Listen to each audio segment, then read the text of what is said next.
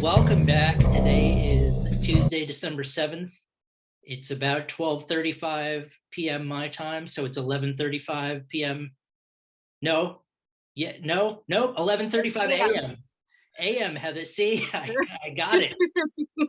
I got it. Yes. Believe it or not, I can tell time. It's taken a long time for me to learn, but that Well, actually, the time zone issues, trip people up big time. well, because we were doing live streams from so many bands internationally, I got really good at knowing that. Like, I could tell you right now, Pure Sonic Outcasts will play at 8 p.m. Greenwich Mean Time, which is 3 p.m. Eastern, 2 p.m. Central, and noon Pacific. So That's I, great. I know the deal.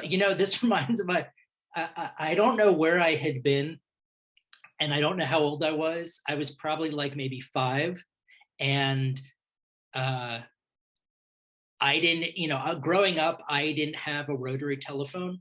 So my parents and I were at someone's house, and my mother said, can you go and make this phone call, or can you bring me the phone? And I don't remember what it was, but I told her I didn't know how to make the call because I didn't know how to operate a rotary telephone. So I don't know why, but me not being familiar with the time reminded me of that tangent. So Oh, I feel you missed out on a crucial piece of history there. I probably, and and The you, best thing was getting your pencil, with the eraser and putting and right. dialing and then letting it go back and then but Yeah, I I mean, it may have also been like growing up in New York City that rotary phones weren't as popular in the city. Um, because I would say you and I are in the same generation. So perhaps, who knows? But yeah, I yeah. just remember my mom said I came back and told her I don't know how to do it. And that was, yeah.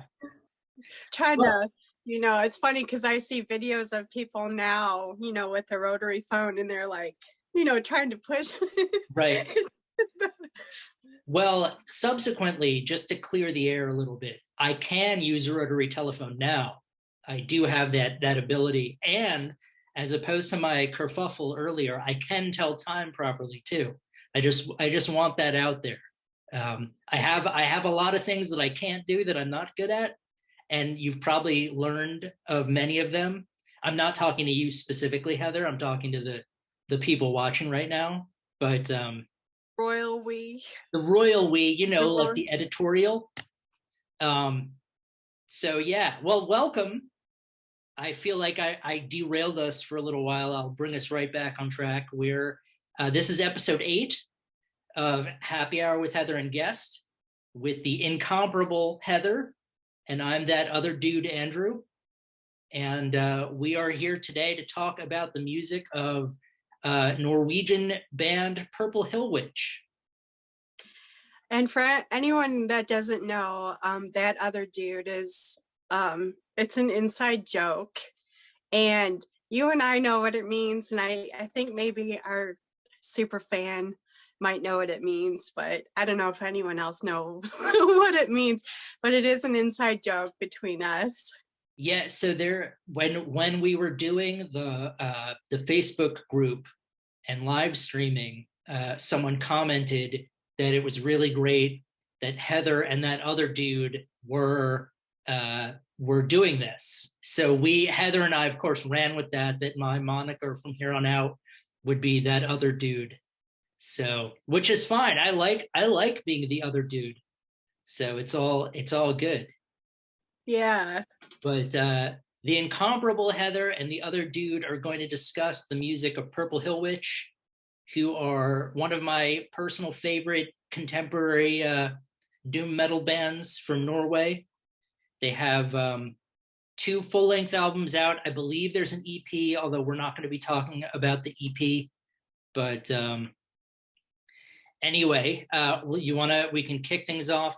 Their debut album, I think, came out in 2014, and it's also called Purple Hill Witch. which I love. I love when there's a band and an album and a song title that are all the same. And I do too. we will get into that. So, Purple Hill Witch. We're going to kick things off. We both agreed on all the three tracks we're going to listen to. We can kick things off with the Final Procession. Do you want to give your 2 cents on the Final Procession? It's funny, when I first saw the title of the song, I thought it said the final possession, and it's procession. To me, this seems like very traditional doom. I like about halfway through the song, it changes up and it gets a bit faster. So this is another band that has the tempo changes within the songs. I really like the guitar work at the end of the song.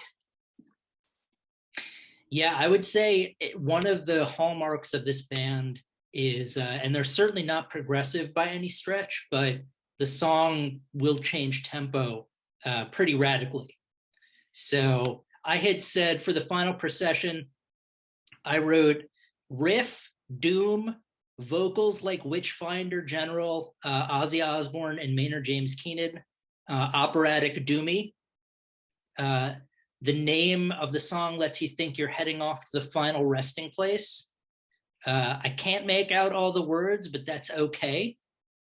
There are oftentimes I will talk to people who will not want to listen to a song if they can't understand all of the lyrics, and that didn't bother me. And then about 3 minutes in, I felt like I'm in the Scottish play, and all the three witches have a cauldron that's bubbling over. So, since a quick interjection, since I was a theater major in college, Macbeth, there's like a what's it called? Not a fear, superstition. There we go. See, I'm going to blame the aneurysm for that. Superstition that the play is haunted. So rather than calling it Macbeth, they call it the Scottish play. So just for those of you out there, if you didn't know who that other dude was and you didn't know the Scottish play reference, now you know. And maybe you'll wow someone with trivia one night. You'll be having hors d'oeuvres or something, drinking wine, and then you'll tell them about the Scottish play.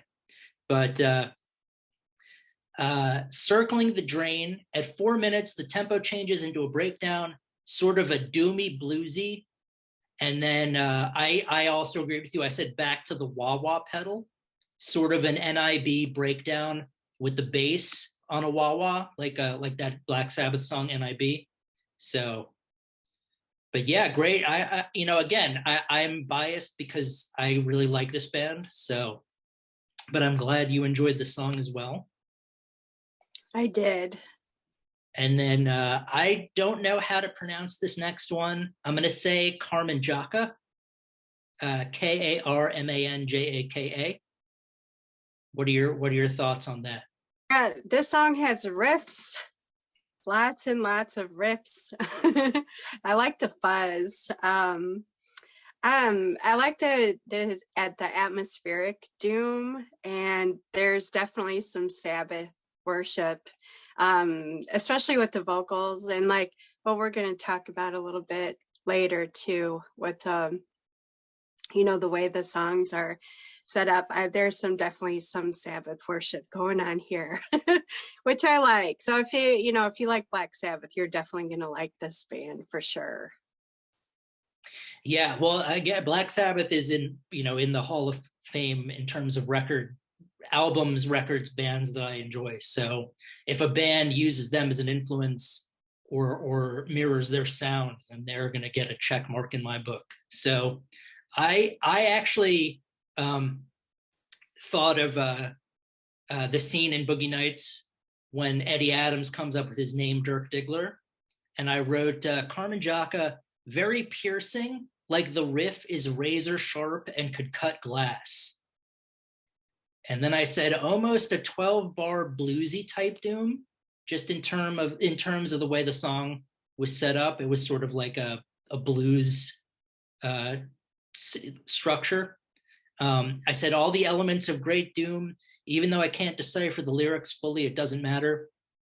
At about 1 minute and 45, there's a breakdown with a wall of sound guitar solo. And then at 2 minutes and 45, it adds some minor chord tone to sort of switch. It was like the same chord progression, but instead of being in a major tone, it seemed like it was in a minor tone. So it was like the same song, but they had changed it in terms of the key. And I hope I'm using all of those technical terms correctly. But yeah, no, I liked it. And I like how, again, they're not a progressive band, but they do make these sort of on the fly changes in the middle of the song that are really cool. All right, so then we've got the final track, Purple Hill Witch by Purple Hill Witch off of Purple Hill Witch. And I love it when bands do this. Purple Hill Witch. I like that the band is Purple Hill Witch. The album is Purple Hill Witch. The song is Purple Hill Witch. The riffs in this song, I felt like they're summoning something. And then the harmonica comes in, which is absolutely awesome. I'm a big fan of non-traditional instruments in doom music. That gives it, it gives it another element, and they just do it really well here. It's really great. Yeah, well, it's interesting. You had mentioned Black Sabbath before. They had started out as a blues band, and they would include harmonica in some of their early stuff too. So it was sort of cool to see them. But I said Purple Hill Witch, another doomy, bluesy blueprint. I dig their formula. Nice walking riff. At 1:30, they switch it up again. In the late twos, I must mean late 2 minutes, they allow for the bass to showcase some chops and then a razor sharp guitar solo. Wow, I guess I really like the phrase razor sharp. At 4:30, changes tempo and riff again. At 5 minutes, another change. Almost like a different song, keeps reinventing, and now harmonica. Doomy bluesy for the win with the number 4. Shades of the previous riff, all under the same umbrella, and then the original riff. So yeah, I liked how they kept kind of staying within the same framework, but reinventing the song as it went.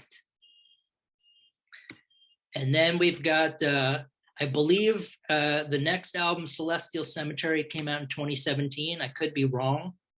And we picked 4, well, you had suggested 3 songs. I wanted to add a song, so we did 4. So we're going to kick things off with Ghouls in Leather. Yeah, and Ghouls in Leather was the song that you wanted to add. At first, I thought it was going to be an instrumental song, but then the vocals do kick in about halfway through.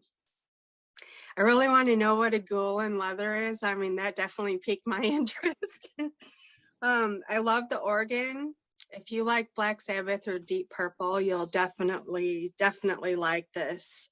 I feel like these guys have taken the torch and they've run with it. Yeah, I would definitely agree with you. I always love when you and I discover a band, or I learn a band from you, or we find a band that can take the torch from a lot of these blueprint bands that have shown the way how to do it, but they're not playing as much anymore. They're not really putting out new music. So then you've got a group like Pale Horse, Pale Rider, Red Mountains, Cavern Deep, Waterfall King, and Purple Hill Witch, who have sort of taken that formula and run with it and made it their own. So it's really cool. Yeah, I said Ghouls in Leather kicks off with the organ. So far different from the previous album, bit of a slower tempo, subtle guitar leads, and then at 1:45 the distortion. At 2:15, let's kick the tempo up, and we get to the meat of the song. Finds the groove by slowing it down a little, and then the unique vocal stylings. Again, the bridge switches with shades of the verse, chorus, verse. So I don't even know what that means, but it sounded good when I wrote it. So It all right, sounds good now too. thank you. Okay, well, next up we've got Celestial Cemetery, which is also the name of the album. Yeah, I feel like we had to include this song because Celestial Cemetery. It's also the name of the album. Sure. Um, it's also a huge theme in Doom graveyards. I like how the song slows way down, and then we get some incredibly catchy riffs. Yeah, I had said straightforward melodic doom. This one was the most similar to one of my favorite bands, also Witchfinder General. Um, I said at 50 seconds, it switches the riff with a wah solo, almost an inverse riff. And then I just wrote Doom template. So if you're a Doom band out there and you want a contemporary template to look at, check out Celestial Cemetery. All right. And then we've got, I think it's Menticide, Menticide. This song has a faster tempo and it features some excellent guitar playing. This is a song that would get caught in your head, and I could see myself like humming this song throughout the day. It's very catchy. So, and this is one of the shorter songs on the record too. So it's got a faster tempo and it's a little bit shorter, but it's just got the way that the song is laid out. It's extremely catchy. Yeah, I would say I had also said this is the most straightforward Doom. Faster tempo, then it slows down a little. Again, somewhat bluesy. At 1 minute 40, there's a wah solo into a new riff, sort of like the cavalry charging. And then even the drums take on a military style playing at one point. So I don't know how accurate that was, but I guess at the moment I felt like the drummer was sort of emulating that military sort of I don't even know. So all right, so we got one more song, Burnt Offering. Yeah. So Purple Hill Witch was the last song on Purple Hill Witch, and Burnt Offering, this is the last song on Celestial Cemetery, and they both have harmonica. I think this is brilliant. This song ends with harmonica, and it's so perfect, and it's just a brilliant ending to the record. Cool. Yeah, this was actually the album that I first heard from them that led me to the group, and then I went back and heard their debut album. So, and this one I said the most bluesy of the bluesy Doom, crawling Doom riff at 2 minutes, break down into pure Doom. We've distilled the blues away to make it solid Doom, except for the harmonica. So maybe I jumped the gun a little. Guitar and harmonica battle, and then crank some bass and let the players play. So, and you wouldn't think that guitar and harmonica could battle each other in a song, but they pull it off. They definitely do. And I certainly jumped the gun by suggesting that they had distilled all the blues away, and then all of a sudden, the harmonica comes in, and I had to reassess my initial thoughts.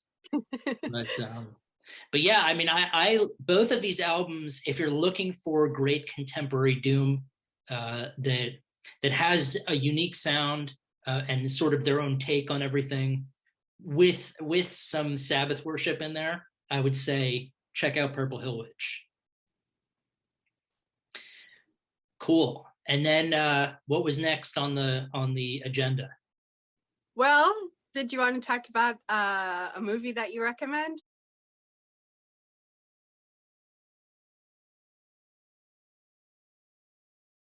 Sure. So I remembered there's a movie that it will probably be difficult to find on VHS, and I don't think it exists on DVD. However, it's free on YouTube, so you can probably watch the whole thing. It's called The Jericho Mile, and it's a made for TV film, but it was Michael Mann's first writing and directing gig. He would later on go to make Heat and The Insider and a lot of great movies.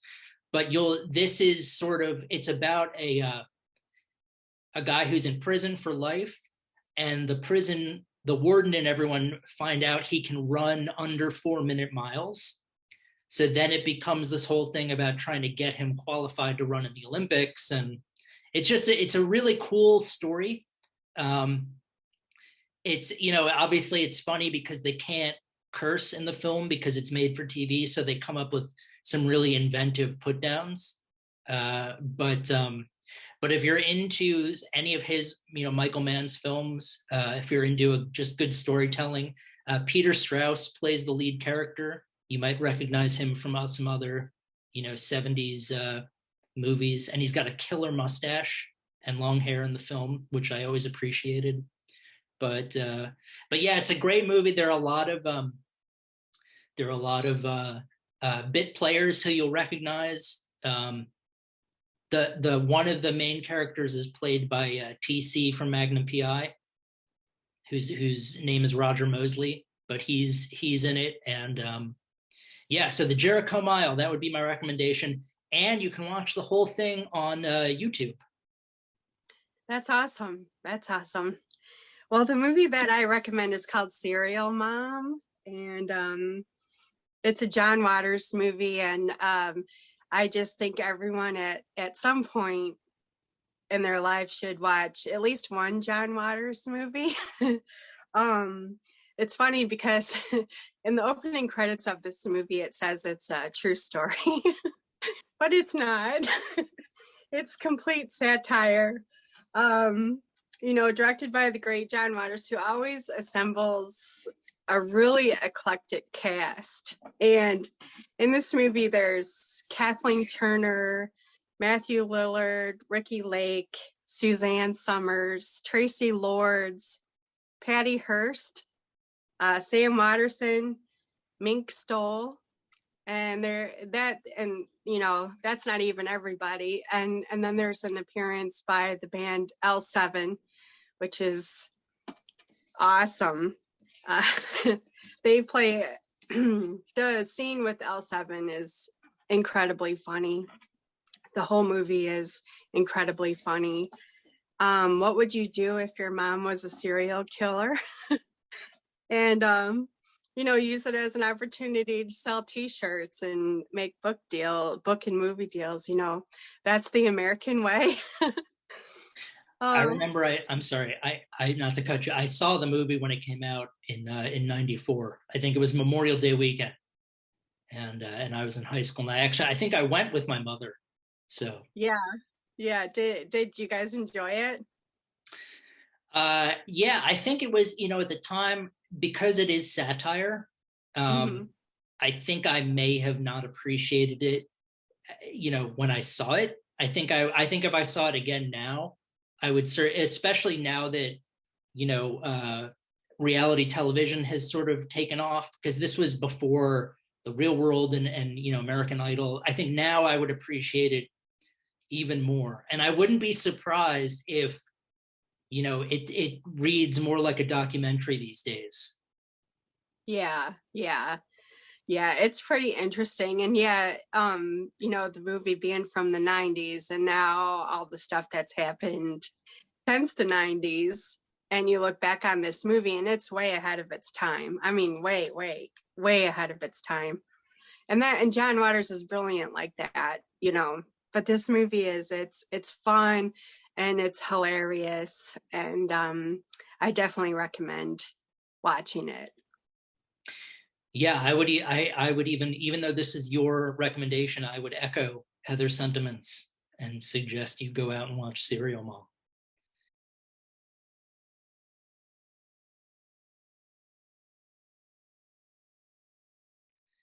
And then the last thing we had a category that I had suggested, which I'll call it the blueprint.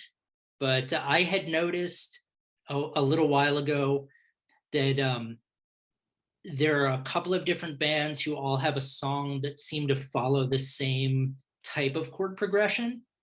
That's not to say that the songs sound the same, but they all seem to follow this like walking sort of chord progression that I really enjoy.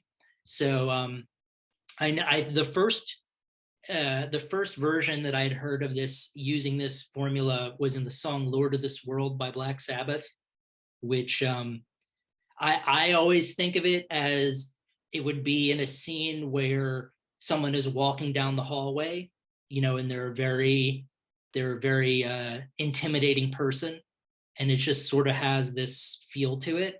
And then Beastmaker has a song called "Heathens," which there's a section of it that seems to include, and I'll play the various sections so you'll hear them when I'm finished yapping. But Beastmaker, Heathens, there's a Space Fog has a song called Glade. Sleep has a song called Dragonaut, and there's one more off the top of my head that I'm forgetting. But they'll all be in the playlist, and you'll see what I mean with regard to the fact that they're Dope Lord, Lucifer's Son. There we go. Yeah, that's another one that I heard when I was in Hong Kong, which opens with one of my favorite riffs, quotations. They sample it from a film where a martial arts film, I think, a guy says, "Satan, where are you? Come out and fight." And I thought that's the perfect way to begin a Doom song. So that's pretty much it. This was certainly a category I had suggested, and Heather will probably come up with another category on the next episode.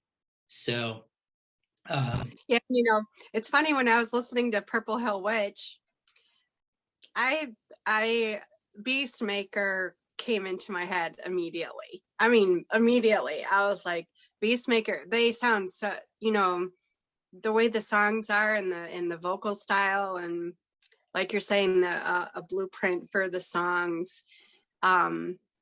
They are, in my mind, very similar. And when you play these, you'll definitely pick up on the blueprint. And it seems to be a formula that a lot of Doom bands have followed, and the way that they put their songs together. Yeah, I mean, I really want to reiterate that in no way am I suggesting that these songs sound similar or that anyone is copying anyone else's style. This is more along the lines of, like, with a traditional 12-bar blues song, there is a template that you use, like A, B, A, C or something. So with this, it seems like they're all mining from the same well, or whatever analogy you'd like to use. The influence is there, the blueprint is there, but they all put their own stamp on it. Each of these bands and each of these songs make it their own. So I just wanted that to get out there so no one's feathers got ruffled. But and people were complaining about that other dude. Is that why we like Doom so much? I was kind of thinking about that. Is that why we like Doom so much? Because a lot of the template, I'm not saying that it's all the same, because there's a lot of Doom bands that do things wildly different. But is that why we like Doom so much? Because of this, Well, I think, to a certain extent, there's probably something to the fact that we enjoy a specific element that we get from Doom. And, there are templates that have tapped into that, that bands will use. Plus, it's, there are only so many different combinations of, chords and riffs and whatever you can put together. So songs are bound to sound similar at some point, or, there are entire YouTube channels dedicated to proving that certain songs sound alike, or use the similar chord progressions. But I love all the bands that we've talked about today, and the ones on the Blueprint category. I feel like each song is unique, even though they sort of cull from the same reservoir of inspiration.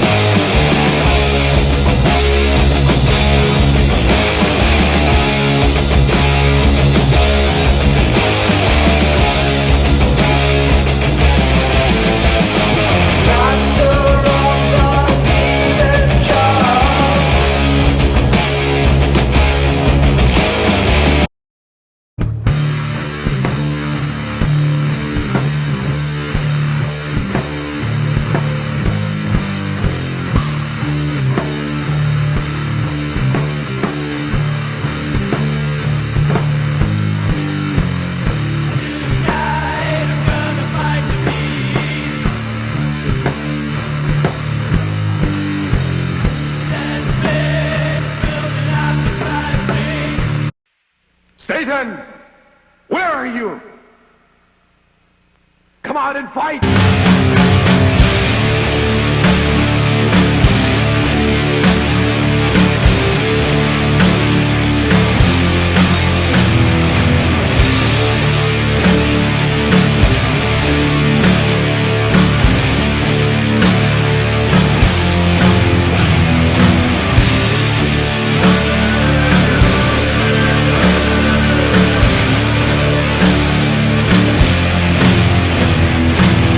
How else can I phrase this so that I think I'm done?